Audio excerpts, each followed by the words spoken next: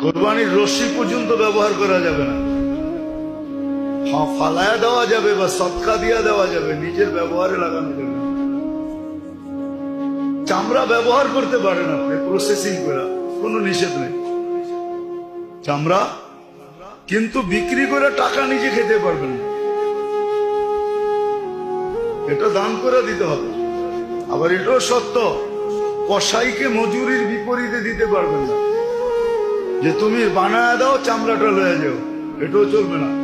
বা তোমাকে 5 কেজি গোস্ত দিয়ে দেবো, এটাও চলবে না। বিনিময়ে কিচ্ছু দেওয়া চলবে না, রশি পর্যন্ত দেওয়া চলবে না। ভালো করে জেনে নেন। কিন্তু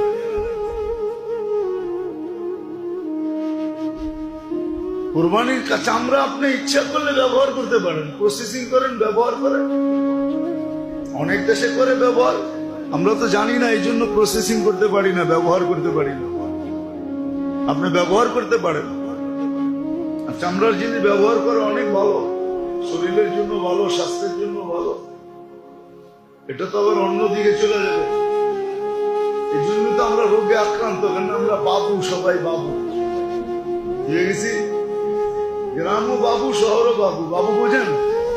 হ্যাঁ, ঘরেও স্যান্ডেল পায়ে দিয়ে হাঁটে, অথচ নিজে মাটির দিকে তৈরি। কোন আর্থিং এর যোগাযোগ আমাদের যুগের পর যুগ আমাদের শরীরের সাথে নেই। আর্থিং চিনেন? আমাদের শরীরটা মাটির দিকে তৈরি, এটার আর্থিং এর প্রয়োজন ছিল, কোনো আর্থিং নেই। এটা আবার আলাদা কোনোদিন মনে হইলে বলবো না। এটার উপরে এখন রিসার্চ চলতেছে, ক্লিনিক পর্যন্ত খুলে গেছে আর্থিং এ চিকিৎসা। আর্থিং দিয়ে চিকিৎসা, আমাদের আর্থিং নেই, শরীরে আর্থিং পায়। আগের যুগের মানুষ স্যান্ডেল পায়ে দিতেন, আর বিয়ে শাদিতে গেলে পায়ে দিতেন, বাকি সারাদিন খালি পায়ে হাঁটতেন। বুড়া হয়েও জোয়ানের মতো চলতেন, আর এখন জোয়ান হয়েও বুড়ার মতো চলে। জোয়ান দেখবেন চেয়ারে বয়ে নামাজ পড়ে, কি কমর চলে না।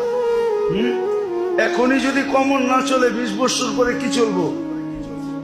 তখন তো কবরও চলবো না মনে হয়। আর্থিক বানা চামড়া ব্যবহার করতে পারে না, প্রসেসিং করা।